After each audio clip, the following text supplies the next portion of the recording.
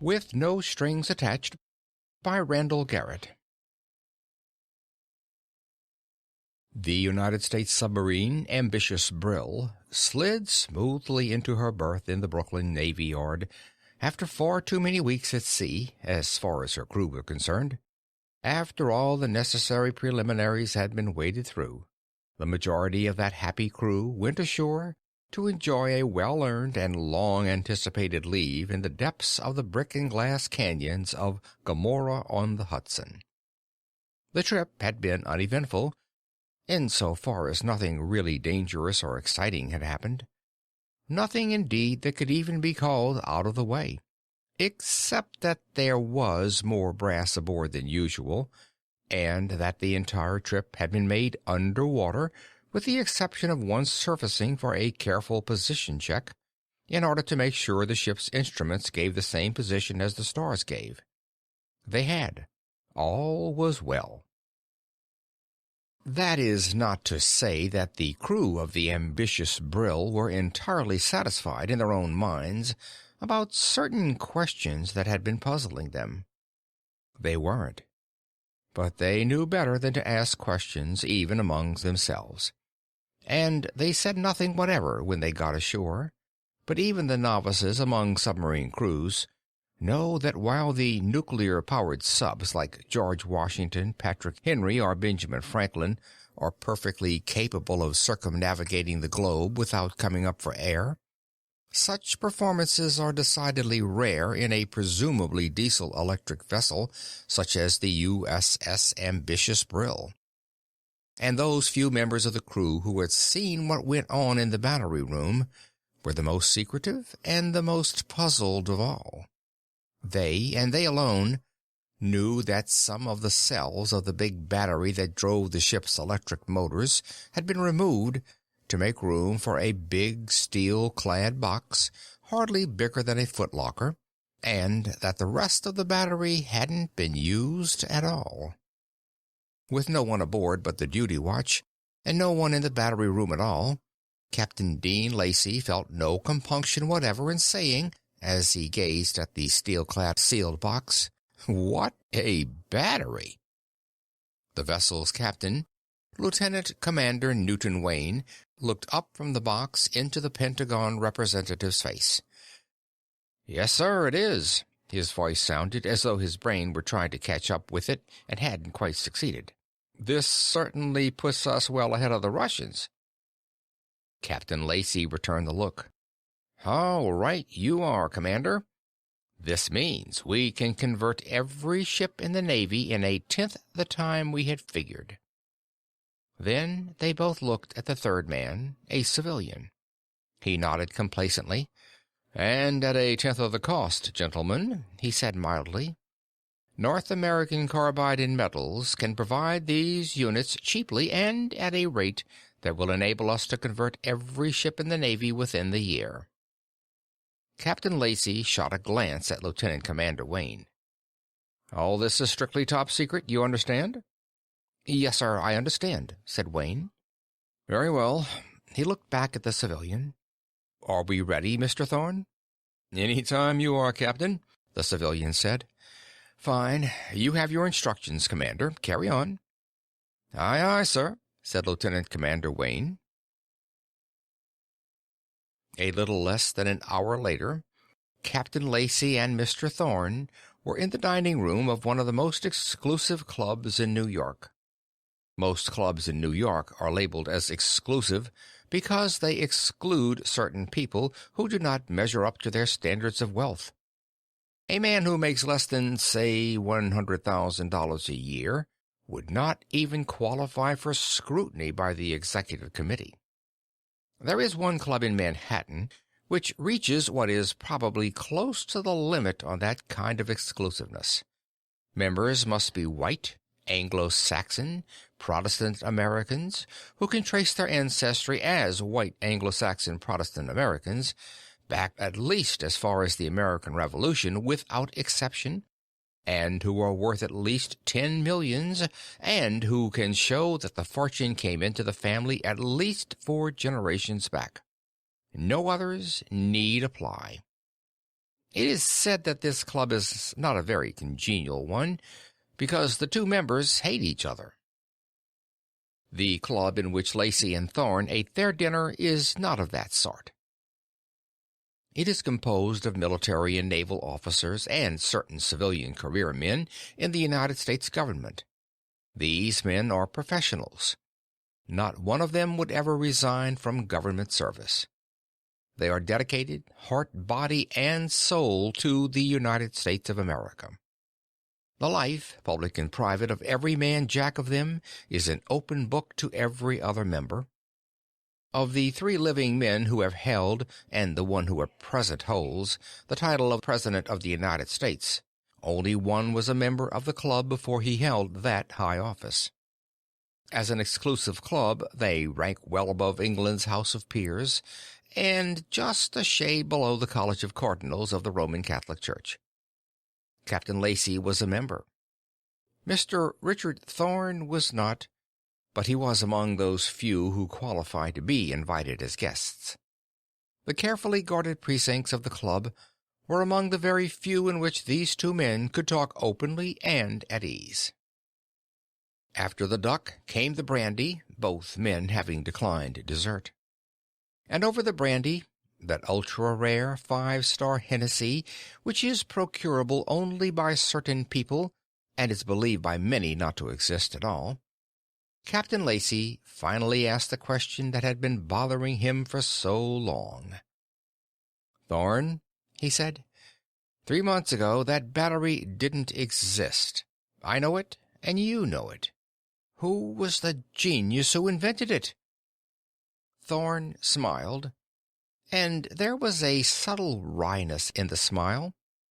"Genius is the word, I suppose. Now that the contracts with the Navy have been signed, I can give you the straight story, but you're wrong in saying that the thing didn't exist 3 months ago. It did. We just didn't know about it, that's all."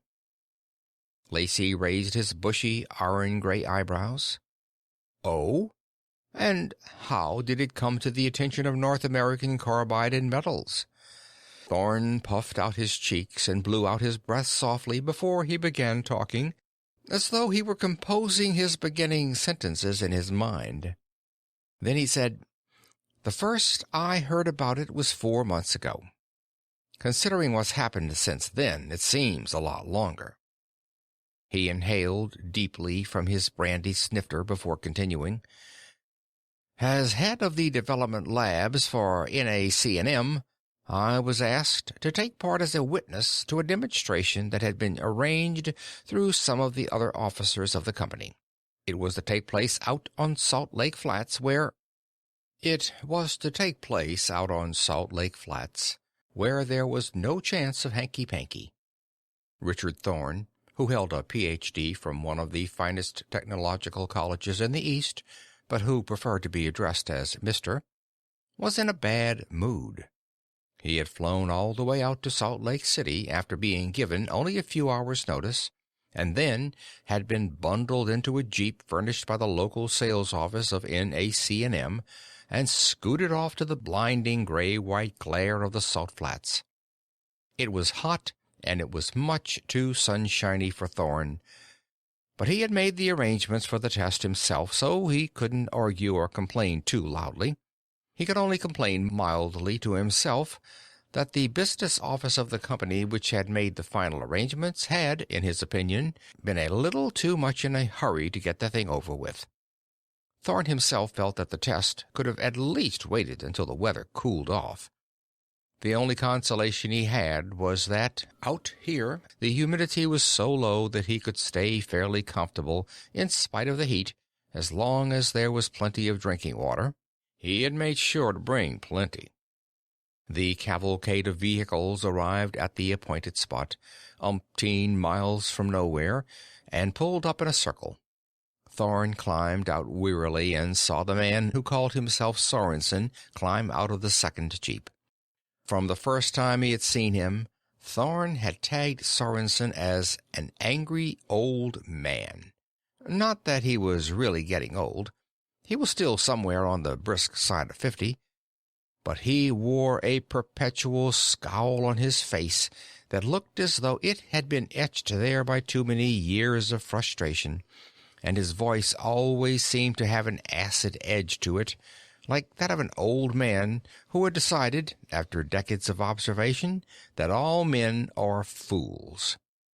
And yet Thorn thought he occasionally caught a glimpse of mocking humor in the pale blue eyes.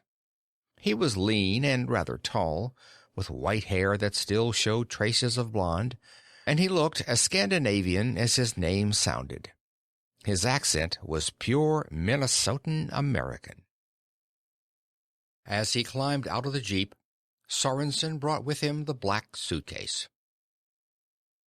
Ever since he had first seen it, Thorn had thought of it as the Black Suitcase, and after he had seen some of the preliminary tests, he had subconsciously put capitals to the words.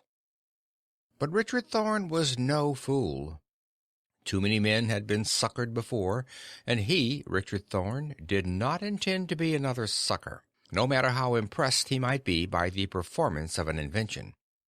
If this was a con game, it was going to have to be a good one to get by Richard Thorn, Ph.D. He walked across the few feet of hard, salt-white ground that separated him from Sorensen, standing beside the second jeep with the Black Suitcase in his hand.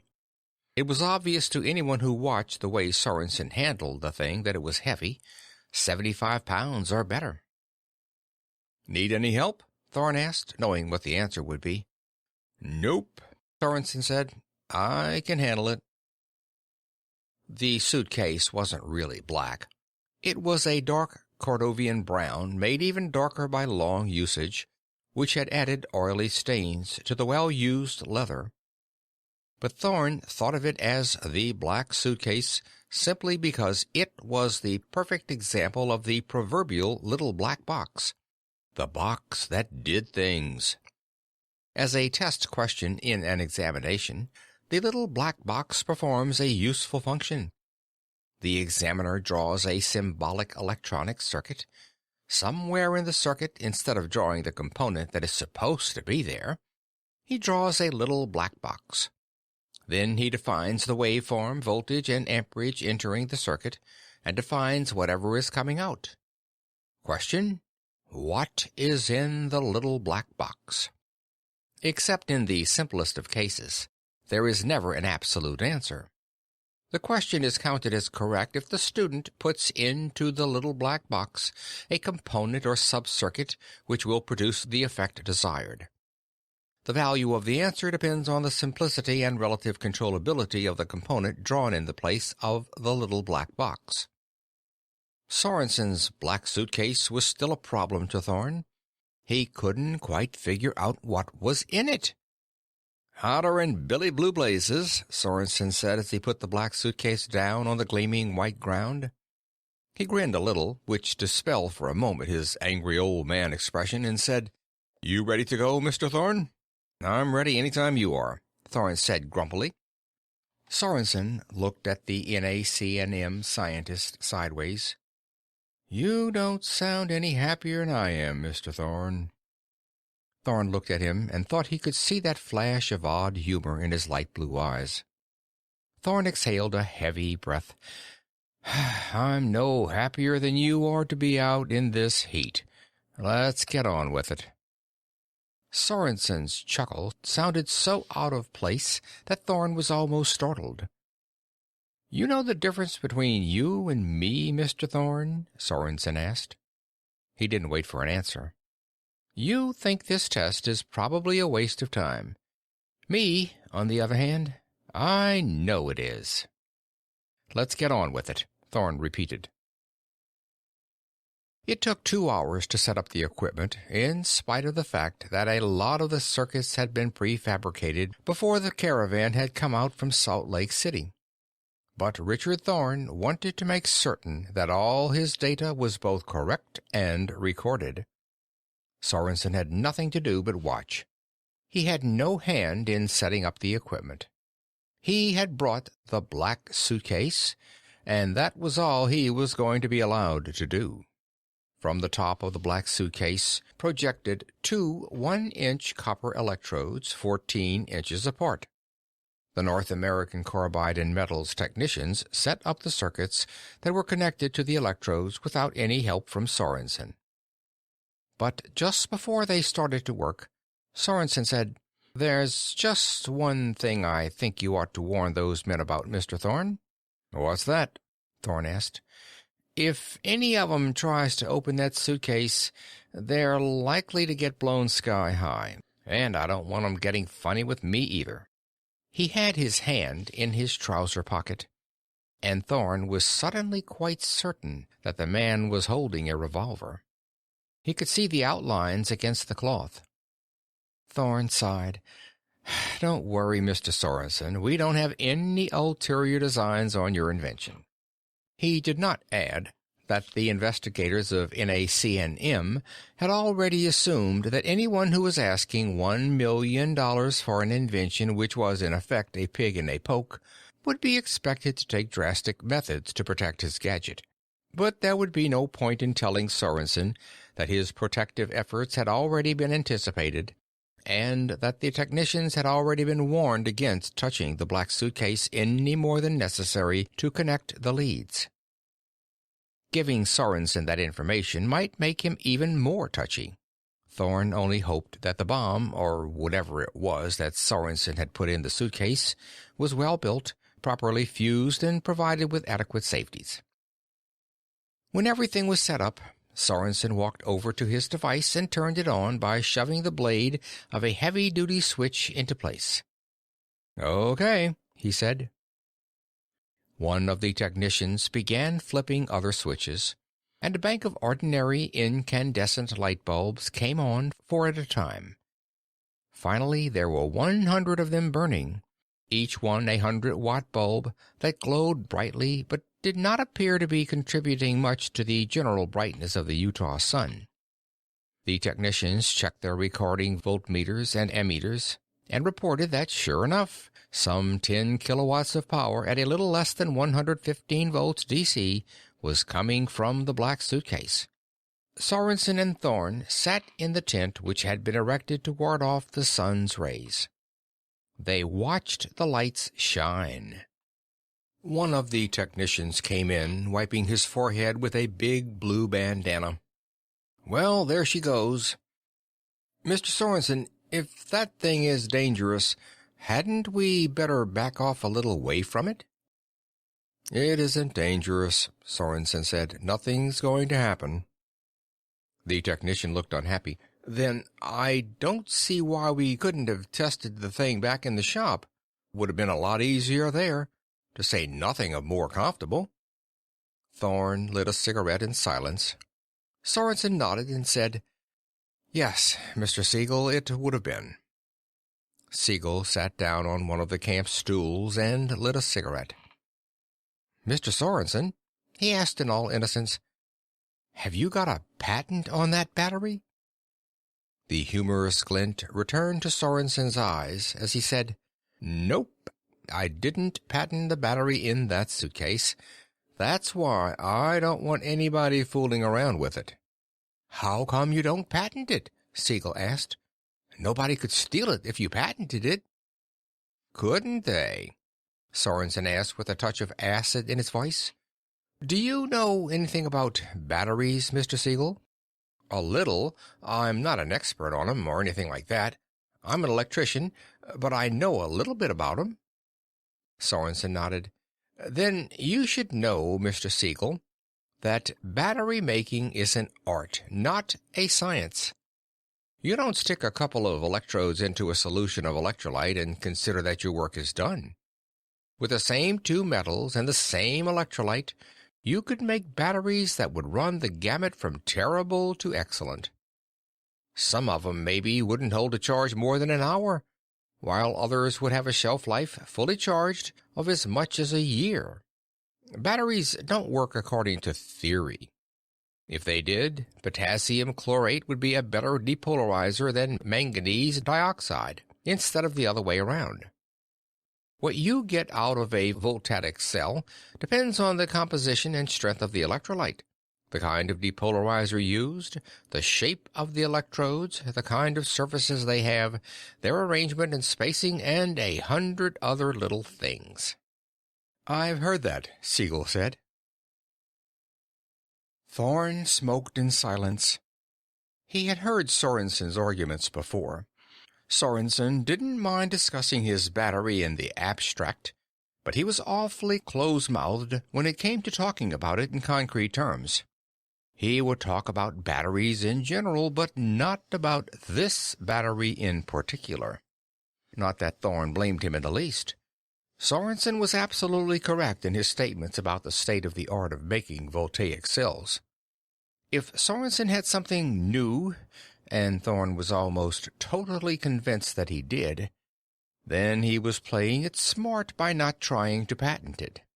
"Now then," Sorensen went on, "let's suppose that my battery is made up of lead and lead dioxide plates in a sulfuric acid solution, except that I've added a couple of trifling things and made a few small changes in the physical structure of the plates. I'm not saying that's what the battery is, mind you. I'm saying suppose." "Okay, suppose," said Siegel. "Couldn't you patent it?" "What's to patent? The PB-PbO2-H2SO4 cell is about half as old as the United States Patent Office itself. Can't patent that. Copper oxide, maybe, as a depolarizer? Old hat, can't patent that. Laminated plates, maybe? Nope, can't patent that either." Siegel looked out at the 100 glowing light bulbs. "You mean you can't patent it even if it works 100 times better than an ordinary battery?" "Hell, man," Sorensen said, "you can't patent performance. You've got to patent something solid and concrete.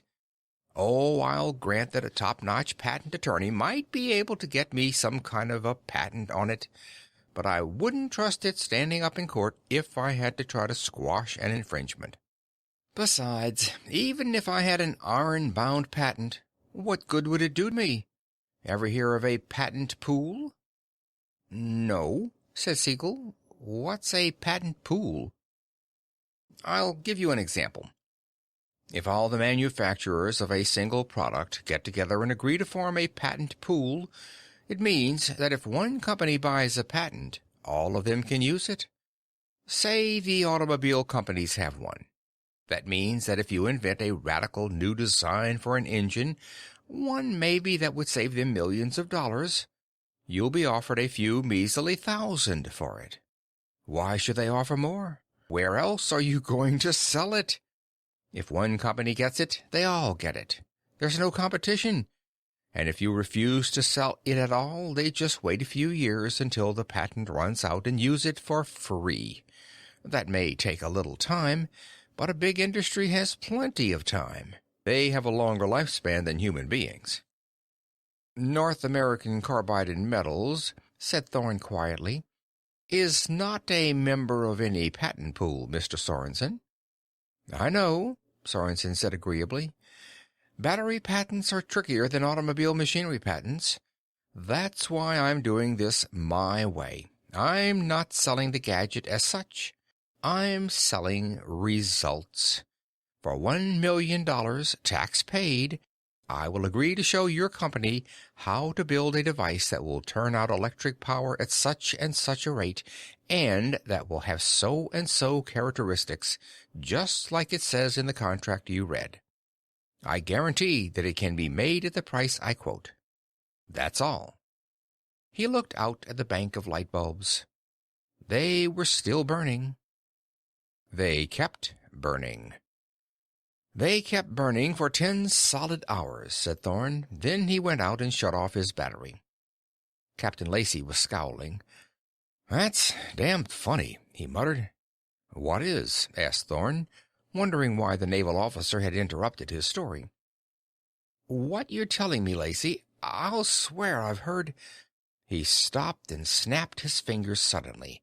"Sure! By golly!" He stood up from the table. "Would you excuse me for a minute? I want to see if a friend of mine is here. If he is, he has a story you ought to hear. Damned funny coincidence." and he was off in a hurry, leaving Thorn staring somewhat blankly after him. 3 minutes later, while Thorn was busily pouring himself a second helping of 5-star Hennessy, Captain Lacey returned to the table with an army officer wearing the insignia of a bird colonel. "Colonel Downer," the captain said, "I'd like you to meet a friend of mine, Mr. Richard Thorn, the top research man with North American Carbide and Metals. Mr. Thorn, this is Colonel Edward Dower." The men shook hands.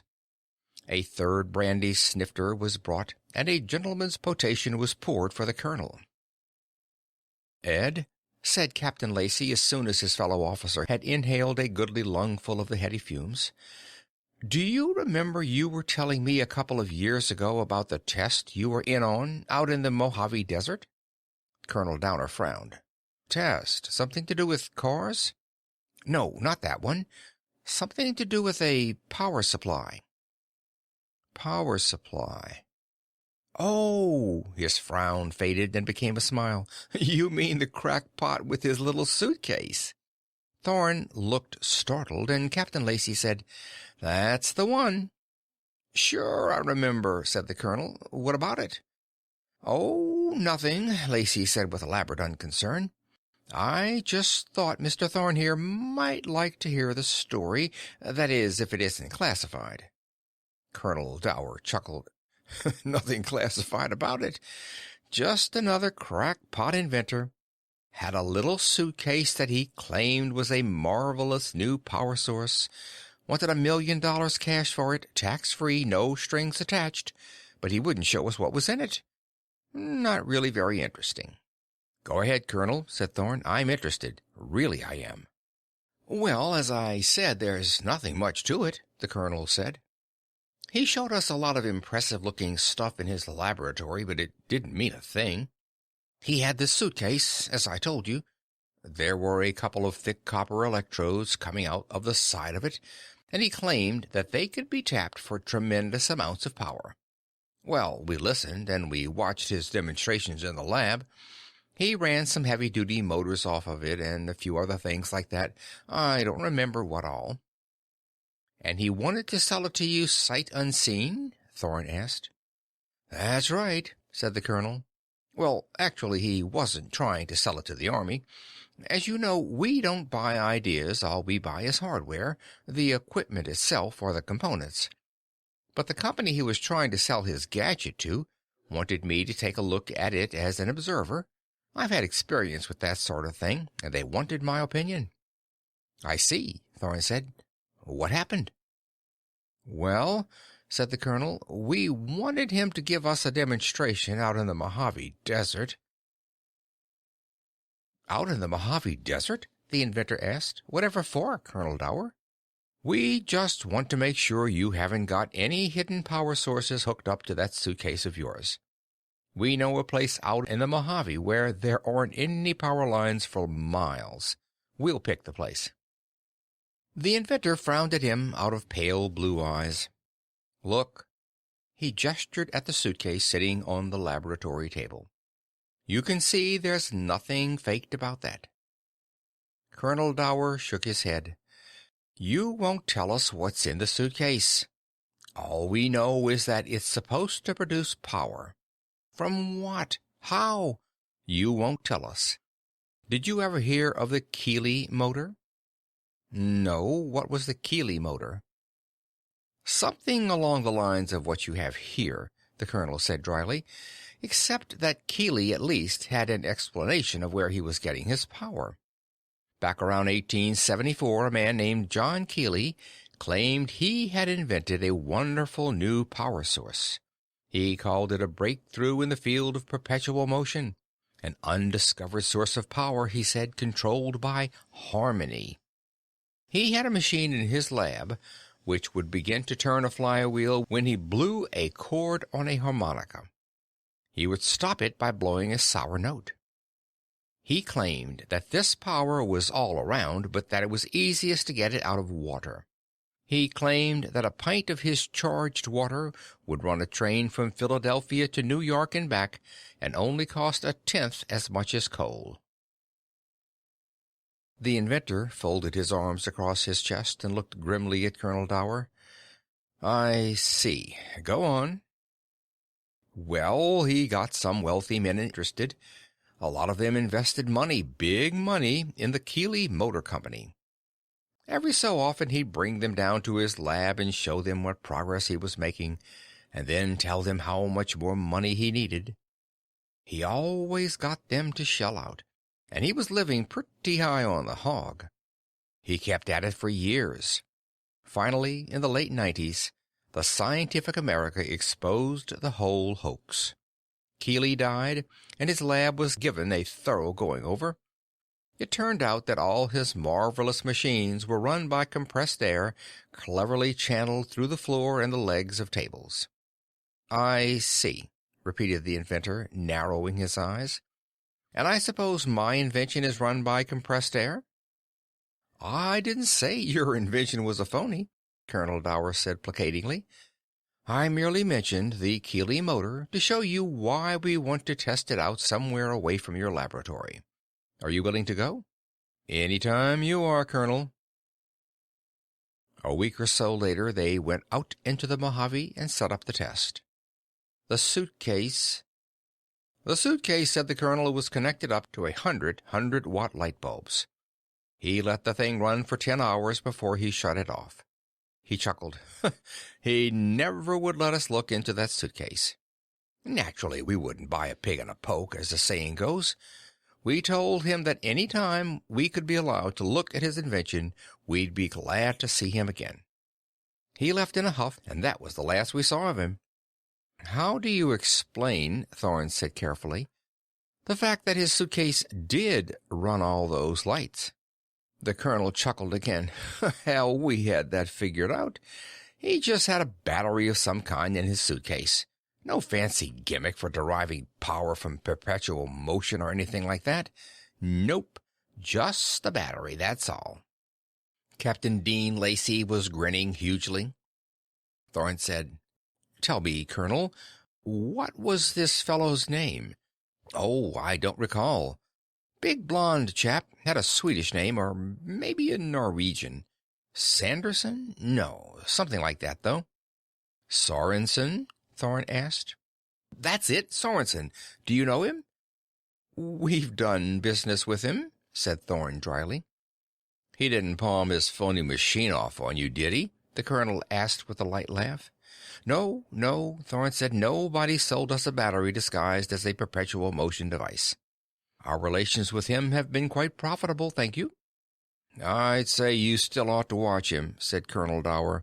Once a con man, always a con man, is my belief. Captain Lacey rubbed his hands together. Ed, tell me something. Didn't it ever occur to you that a battery which would do all that, a battery which would hold 100 kilowatt-hours of energy in a suitcase, would be worth the $1,000,000 he was asking for it? Colonel Dower looked startled. Why no. The man was obviously a phony. He wouldn't tell us what the power source was. Colonel Dower stopped. Then he set his jaw and went on. Besides, if it were a battery, why didn't he say so? A phony like that shouldn't be... He stopped again, looking at the naval officer. Lacey was still grinning. We have discovered, Ed, he said in an almost sweet voice, that Sorensen's battery will run a submarine. With all due respect to your rank and ability, Captain, Thorne said, I have a feeling that you'd have been skeptical about any such story, too. Oh, I'll admit that, Lacey said, but I still would have been impressed by the performance. Then he looked thoughtful. But I must admit that it lowers my opinion of your inventor to hear that he tells all these cock-and-bull stories. Why not just come out with the truth? Evidently he'd learned something, Thorne said. Let me tell you what happened after the contracts had been signed. The contracts had been signed after a week of negotiation. Thorne was, he admitted to himself, a little nervous.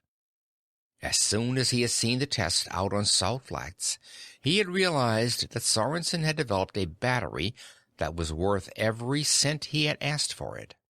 Thorn himself had pushed for the negotiations to get them through without too much friction. $1 million was a lot of loot, but there was no chance of losing it, really. As Sorensen said, the contract did not call for the delivery of a specific device.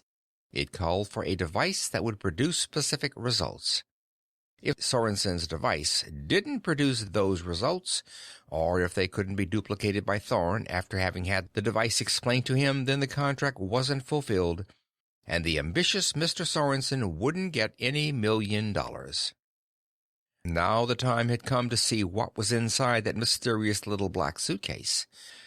Sorensen had obligingly brought the suitcase to the main testing and development laboratory of North American Carbide and Metals. Sorensen put it on the lab table, but he didn't open it right away.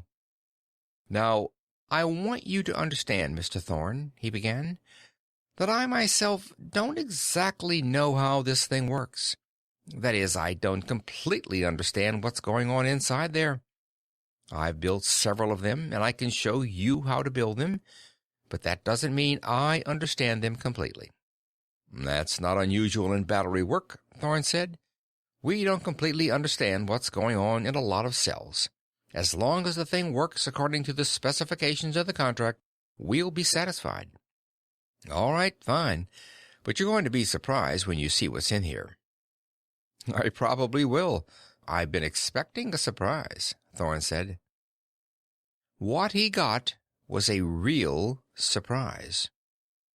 There was a small pressure tank of hydrogen inside, one of the little ones that are sometimes used to fill toy balloons. There was a small batch of electronic circuitry that looked as though it might be the insides of an FM/AM radio. All the rest of the space was taken up by batteries, and every single one of the cells was a familiar little canister. They were small, rechargeable nickel-cadmium cells, and every one bore the trademark of North American Carbide and Metals. One of the men in the lab said, "What kind of a joke is this?" "Do you mean, Mr. Sorensen," Thorn asked with controlled precision, "that your $1 million process is merely some kind of gimmickry with our own batteries?" "No," said Sorensen. "It's—" "Wait a minute," said one of the others. "Is it some kind of hydrogen fuel cell?" "In a way," Sorensen said. "Yes, in a way. It isn't as efficient as I'd like, but it gets its power by converting hydrogen to helium. I need those batteries to start the thing. After it gets going, these leads here from the reactor cell keep the batteries charged. He was interrupted by 5 different voices, all trying to speak at once. He could hardly get a word in edgewise at first, said Thorn. He was enjoying the look of shocked amazement on Colonel Dower's face. When Sorensen finally did get it explained, we still didn't know much. We built another one, and it worked as well as the one he had. And the contract didn't specifically call for a battery. He had us good, he did. Now, wait, Colonel Dower said. You mean to say it wasn't a battery after all? Of course not. Then why all the folderol? Colonel, Thorn said, Sorensen patented that device 9 years ago. It only has 8 years to run. But he couldn't get anyone at all to believe that it would do what he said it would do. After years of beating his head against a stone wall, years of trying to convince people who wouldn't even look twice at his gadget, he decided to get smart. He began to realize that everybody knew that hydrogen fusion wasn't that simple. It was his theory that no one would listen to. As soon as he told anyone that he had a hydrogen fusion device that could be started with a handful of batteries and could be packed into a suitcase, he was instantly dismissed as a nut. I did a little investigating after he gave us the full information on what he had done. Incidentally, he signed over the patent to us, which was more than the contract called for, in return for a job with our outfit, so that he could help develop the fusion device. As I said, he finally got smart. If the theory was what was making people give him the cold shoulder, he'd tell them nothing. You know the results of that, Colonel Dower. At least he got somebody to test the machine. He managed to get somebody to look at what it would do. But that wasn't enough. He didn't have apparently any legitimate excuse for keeping it under wraps that way, so everyone was suspicious. "But why tell you it was a battery?" asked Colonel Lacey. "That was probably suggested by Colonel Dower's reaction to the tests he saw," Thorne said. "Somebody, I think it was George Gamow, but I'm not certain, once said that having a theory isn't enough. The theory has to make sense. Well, Sorensen's theory of hydrogen fusion producing electric current didn't make sense. It was true, but it didn't make sense. So he came up with a theory that did make sense. If everybody wanted to think it was nothing but a battery, then by heaven he'd sell it as a battery. And that, gentlemen, was a theory we were perfectly willing to believe. It wasn't true, but it did make sense. As far as I was concerned, it was perfectly natural for a man who had invented a new type of battery to keep it under wraps that way. Naturally, after we had invested $1 million in the thing, we had to investigate it. It worked, and we had to find out why and how. "Naturally," said Colonel Dower, looking somewhat uncomfortable. "I presume this is all under wraps, eh? What about the Russians? Couldn't they get hold of the patent papers?" "They could have," Thorne admitted, "but they didn't. They dismissed him as a crackpot, too, if they heard about him at all. Certainly they never requested a copy of his patent. The patent number is now top secret, of course, and if anyone does write in for a copy, the patent office will reply that there are temporarily no copies available, and the FBI will find out who is making the request." "Well," said Colonel Dower, "at least I'm glad to hear that I was not the only one who didn't believe him." Captain Lacey chuckled. "And Mr. Thorne here believed a lie." "Only because it made more sense than the truth," Thorne said. "And," he added, "you shouldn't laugh, Captain. Remember, we suckered the Navy in almost the same way.